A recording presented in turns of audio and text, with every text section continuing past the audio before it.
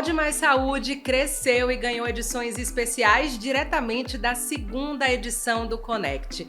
Eu sou Stephanie Swerdick, jornalista, e recebi o convite da Singular Pharma e da Academia da Menopausa para acompanhar tudo e trazer para vocês um pouco dos principais temas que passaram no maior congresso Norte-Nordeste de casos e terapias individualizadas. Durante o evento eu conversei com especialistas para saber o que há de mais novo em saúde, longevidade e cuidado integral e individualizado com os pacientes. E claro, eles compartilharam insights, experiências e as novidades mais relevantes. Vamos conversar com Bruno Barbosa, ele que separou um tempinho na passagem dele pelo Connect 2025 e vai conversar aqui conosco, médico nutrólogo, especialista em atenção básica em saúde, também dedicado aí ao cuidado especial com a prevenção, ponto importante, e com a qualidade de vida, o bem-estar. A gente vai bater esse papo aqui importante para saber em relação ao estilo de vida como terapia. Ele vai explicar tudo pra gente, principalmente o papel do médico na promoção da saúde metabólica. Bruno, seja muito bem-vindo. Stephanie, eu que agradeço imensamente o espaço. A gente está falando sobre um tema caro para mim, que é o estilo de vida, e poder abordar. Eu que sou médico, atendo em nutrologia já há 7 anos, mas venho da atenção básica em saúde, do atendimento, à população no posto de saúde, e consegui entender que nessa virada de chave do atendimento, de que a medicina tradicional trabalhava muito em cima da prescrição de medicamentos, tratamento exclusivo de doenças. E a minha ideia sempre foi de entender de que forma eu poderia ajudar o paciente a prevenir que ele não adoecesse. E faz todo sentido a gente trabalhar agora e falar sobre esse tema de estilo de vida, porque ele é um indicador, tem um papel fundamental na mudança da qualidade de vida do paciente. Então é um prazer estar aqui com você. Ah, maravilha, e eu acho que dá pra gente começar justamente por esse ponto, tentando entender esse conceito mesmo do estilo de vida como terapia e como é que isso funciona na prática, tendo aí o médico talvez como um fio condutor para ajudar nesse processo, porque não é aquele botãozinho que a gente aperta da noite para o dia para corrigir. Não é fácil para ninguém, a gente sabe, né? Sim. Vamos mudar estilo de vida? Piscou, não vai acontecer. Então, exige um esforço, tem os momentos de dificuldade. Então, o que é que isso muda a prática médica, Esse direcionar, e o que é que seria esse estilo de vida como terapia, já pra gente começar? Perfeito. Muda completamente, tá, Stephanie? A prática médica, ou pelo menos já mudou nos guidelines internacionais, entender que o estilo de vida é sim um fator modificável. Eu vou te dar um dado que é bem interessante, que vai ilustrar bastante essa minha ideia de que realmente muda a prática clínica, ou deve mudar a prática clínica médica, A OMS divulgou em 2023 um dado de que 80% das doenças crônicas, 80% das doenças crônicas são modificáveis com o estilo de vida. Então, se você compreender o papel potente do estilo de vida na mudança da qualidade de vida do paciente, no desenvolvimento ou não de doenças, na prevenção de doenças, você consegue entender que o médico precisa reservar um tempo da sua consulta, da sua prática médica, para entender, primeiro, a rotina do paciente, entender de que forma ele pode ajustar aquela rotina. Claro, todo mundo tem uma rotina muito estressante, volume de trabalho, relações familiares, algumas questões que realmente não dá para a gente interferir de forma muito fácil. Mas entender que, tendo esse conhecimento da rotina do paciente, do estilo de vida dele e fazendo essas pequenas mudanças, isso muda completamente o desfecho de doenças e principalmente a qualidade de vida dele. E aí a gente está falando desse pezinho atrás, Muitas vezes, e aí pegar um pouquinho da sua fala no início, não é chegar apenas e passar uma medicação para um paciente X ou para queixa X. Atuar com um abraço, digamos, mais completo, mais amplo nesse paciente, pode inclusive trazer resultados mais duradouros, porque a gente sabe que quando a mudança ela vem às vezes muito rápida, ela pode também retirar aquele resultado que foi conquistado também de maneira muito rápida. Então, esse olhar para o estilo de vida como terapia é olhar também a longo prazo, é entender que muitas vezes vai ser aos pouquinhos, mas que aquilo pode se perdurar e realmente chegar como ganho de qualidade de vida para esse paciente? Perfeito. Esse olhar integral da saúde do paciente tem que ser dentro de um acompanhamento longitudinal. Não dá para ser só eventual. Eu vou no médico, né, uma vez no ano, faço check-up. Não é bem esse o raciocínio. Alguns pacientes precisam ter encontros mais frequentes porque a gente precisa trabalhar algumas outras coisas. Então, por exemplo, quando a gente fala do sono, né? Sono faz parte do rol de estilo de vida, quando a gente fala em mudança de estilo de vida, porque no sono a gente consegue desenvolver não só a produção de alguns hormônios, mas desenvolver também algumas sinapses que melhoram a memória, faz com que você acorde mais disposta. Então, uma pessoa, por exemplo, que dorme menos de 6 horas por dia, ela já aumenta a chance de desenvolver uma resistência insulínica em 40%. Então, não dá para dizer que isso é pouco ou que isso não é relevante. Só que como é que a gente vai fazer isso também, né?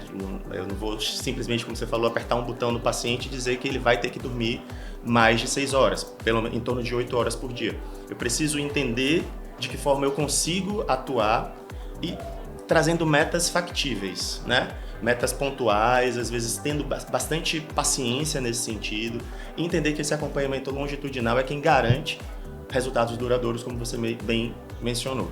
A gente falou de um dos pilares, o sono, mas aí a gente pode adicionar alimentação, Perfeito. Prática de atividades físicas, Perfeito. o próprio manejo do estresse e desse excesso de estímulos que a gente tem naturalmente Sim. no dia a dia.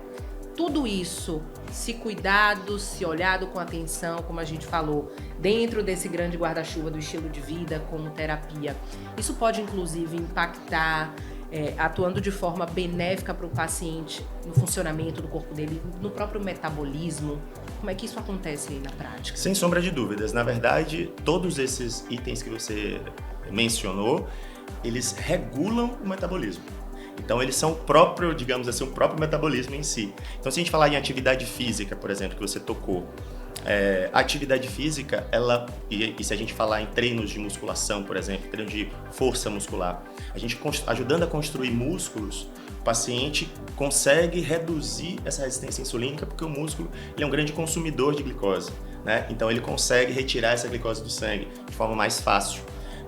Então, outro dado, por exemplo, da atividade física, se você consegue fazer atividade física, que pela OMS hoje, uma pessoa que é considerada ativa, ela tem que pelo menos garantir 150 minutos de atividade física por semana. Essa pessoa se beneficia com a redução de até 30% da mortalidade de maneira geral. E tocando no assunto da alimentação, por exemplo, alimentação saudável, e aí, especificamente dentro da dieta mediterrânea, a gente também consegue reduzir em 30% as doenças cardiovasculares. Se a gente falar do estresse, como você referiu, né? O estresse crônico, ele está muito relacionado ao aumento de gordura visceral, gordura abdominal. Isso faz com que o paciente desenvolva um risco muito mais aumentado a doenças cardiovasculares. Então, todos esses fatores estão muito relacionados à parte metabólica, né, do corpo do paciente e precisam ser tratadas, de fato, como eu costumo dizer que o estilo de vida, se ele fosse um medicamento, ele seria o medicamento mais poderoso, mais barato e com menos efeitos adversos. Então, ele seria realmente... E a gente precisa tratar o estilo de vida como um medicamento mesmo. Da mesma forma como a gente prescreve o medicamento, a gente precisa prescrever, não só orientar, mas criar estratégias para que o paciente consiga aderir a um estilo de vida mais saudável. A gente falou mais um pouquinho no início, né, a diferença de perfis, né, de Sim. pacientes. E aí eu imagino que não deve ser fácil nessa prática clínica levar essa receita de estilo de vida para esse paciente, né? Que estratégias você usa nesse dia a dia, né? Principalmente avalia esse paciente, entende todo esse contexto e que tipo de estratégia pode ser traçada para que de fato ele consiga virar essa chavinha. Porque muitas vezes, e aí me corrija se eu estiver errada, vai no consultório já ou buscando um medicamento, ou buscando aquela solução rápida, Sim. prática, e aí querendo aquele atalho. Mas aí quando a orientação vem um pouquinho diferente. Olha, a gente vai por um caminho um pouquinho maior, mas que pode ter aí talvez resultados melhores ou mais duradouros. Como é que muda essa chavinha no paciente? Que estratégias a medicina hoje pode lançar a mão para que de fato a gente consiga, né, levar esse estilo de vida como terapia, como uma medicação? Vai lá na prescrição médica do paciente mesmo, olha, atividade física tantas vezes no dia, como é na prática? Na prática, e aí eu vou falar muito direcionado aos colegas médicos, assim, a gente precisa sair dessa... que dentro da formação da gente existia até uma frase muito recorrente que é oriento, mudança do estilo de vida. A gente tem que sair da orientação apenas. Orientar o paciente, qualquer pessoa pode fazer, qualquer profissional pode e deve fazer, mas a gente precisa colocar no papel, primeiro, então, dentro da estratégia, como você me perguntou, entender a rotina desse paciente. Não adianta eu ter um roteiro muito bem feito, muito genérico, sem entender qual é a necessidade específica daquele paciente. Então, compreender... E se vai funcionar, exatamente, para aquele paciente. Então, entender já é o primeiro passo. Ter esse momento de escuta ativa, entender de fato as relações familiares, saúde mental, tudo importa quando a gente fala em mudança de estilo de vida. Tudo, absolutamente tudo. Não menosprezar nenhuma informação que o paciente trouxer para você e que você buscar também. Além de mapear esses fatores, a gente precisa criar metas factíveis, como eu falei no início. Então, são metas simples a priori, mas que aos poucos a gente vai caminhando para um processo de ajuste, né? Então, entender primeiro quais são as prioridades e trabalhar em cima dessas prioridades. Então, por exemplo, eu falei no início que a OMS determina que são 150 minutos de atividade física para ser considerado um paciente ativo, uma pessoa ativa. Eu posso começar com 20, 30 minutos. Paciente que já é sedentário já é muito. Então, a gente conseguir ir caminhando com esse aumento. Por exemplo, higiene do sono é uma coisa que também precisa ser estimulada. Diminuição de telas, né? O paciente se programar para dormir faz parte também desse conceito.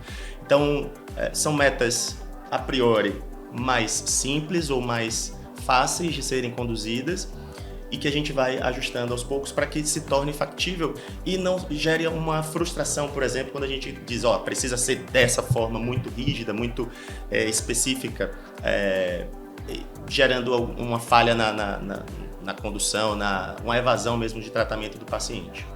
Como a gente fala do papel do médico nesse contexto, ele precisa também ser exemplo, ele pode ser exemplo e ajudar nesse contexto todo? Ele deve ser exemplo.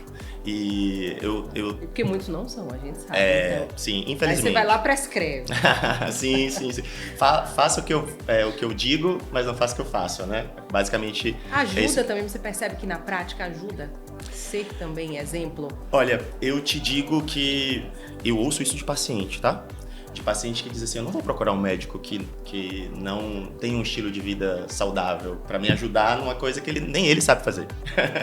Eu ouço. Então, o paciente vê, por exemplo, nas minhas redes sociais, que eu realmente sou uma pessoa ativa, eu pratico, coloco em prática, de fato, o que eu falo com eles. Isso também torna mais fácil até o entendimento de quais são os fatores dificultadores daquele paciente, né? O que faz, o que é que impede, quais são os desafios para que ele consiga chegar no nível de desempenho adequado, uma longevidade mais saudável. E aí eu falo de desempenho geral, no trabalho, na família, nas relações, né, sociais. Então, eu entendo que isso deve ser uma prática de todos os profissionais. O exemplo, tem uma frase, né, que a gente fala puxa, mas o exemplo arrasta. É uma frase um pouco assim, e eu acredito muito nisso, que o exemplo do profissional também arrasta o paciente para esse estilo de vida mais saudável. Mudou-se essa chavinha, né? Conseguiu ali atuando, o que precisava ser corrigido, ajustado, arrumou esse estilo de vida do paciente. Mas tem coisas que precisam ser tratadas, abordadas, cuidadas. Quando que entra, por exemplo, uma medicação, uma suplementação? Em que casos, por exemplo, isso pode ser benéfico também para ajudar nesse processo do paciente? Perfeito. Bom, entender que o estilo de vida é a base e tudo que a gente puder construir em cima dessa base vai ser bem-vindo para a saúde do paciente.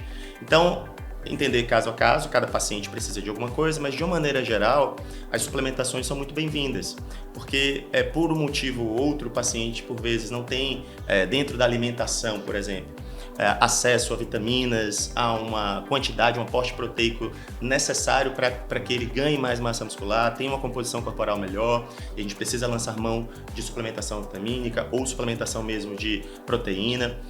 Do ponto de vista hormonal, por exemplo, tem alguns pacientes que realmente sofrem com alguma diminuição da produção de testosterona ou de hormônios de uma maneira geral a partir de uma determinada idade, e a gente precisa colaborar para que a gente ajuste esses níveis hormonais.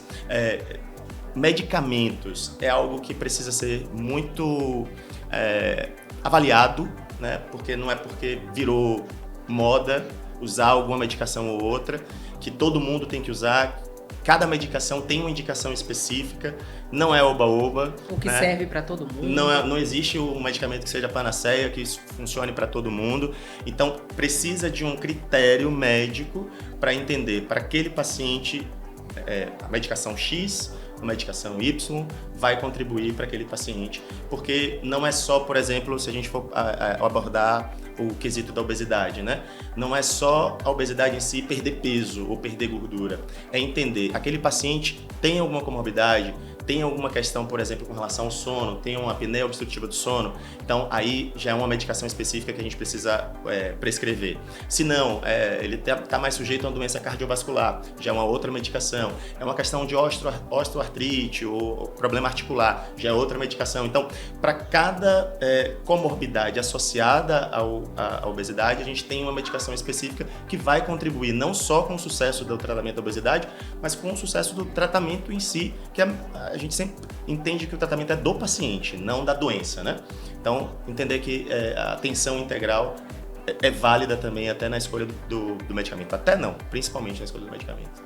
Eu queria finalizar, né, deixando aqui uma mensagem para quem está aqui acompanhando o nosso papo, nossa conversa, e tá aí pensando, olha, eu sou dessas ou desses, preciso mudar essa chavinha. O que a gente deixa de mensagem final, pensando nesse estilo de vida como terapia, que foi nosso tema central aqui, e como algo que seja realmente duradouro, sustentável, que encaixe na rotina individual de cada um. O que a gente traz aí nesse finalzinho? Stephanie, quero primeiro agradecer imensamente o convite, dizer que foi um papo delicioso, falar sobre estilo de vida, que como eu disse no início, é um tema muito caro para mim. E o que eu tenho a dizer a nossos ouvintes hoje é que nossa expectativa de vida do brasileiro tem aumentou, hoje é 76 anos, mas não é sobre viver mais, é sobre viver melhor. De que forma você quer envelhecer? De que forma você quer viver hoje e programar o futuro da sua velhice? Você quer viver dependendo de alguma pessoa? Ou você quer ter autonomia, quer ser independente, quer caminhar, quer viajar, quer subir, né, descer, enfim, sem limitações? E isso tudo a gente planeja hoje. Nunca é tarde para planejar, comece hoje, procure um profissional de confiança, busque informação também que seja, né, que contribua para essa sua mudança de chave. Não é um evento, né? Não é, como você falou, uma mudança de chave, não é um evento, é um processo. Entender o processo também faz parte desse caminhar, dessa jornada. E estou à disposição para quem desejar buscar essas orientações.